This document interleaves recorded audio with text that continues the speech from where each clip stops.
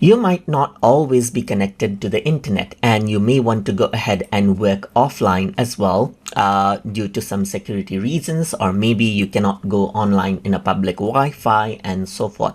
So in that case, you can go around onto the file menu right here, and you can see that offline is an option. So right now, work offline is actually turned on. If I were to turn it off, then it's actually working online right here. So everything is happening and everything is syncing out. But if you were to select this to work offline, then it says, do you want to download messages for offline use before going offline? So you can go ahead and download it, and then what happens is that it will download out all of the contents so that you can start working offline right here. You can go around onto the offline settings right here, just like this as well, to change around how you can work offline as well, and what is accessible to you while you're working offline. And that is how you can enable the working offline mode inside of Thunderbird so that you can start working even without the use of internet when needed. So I hope you guys learned something as always.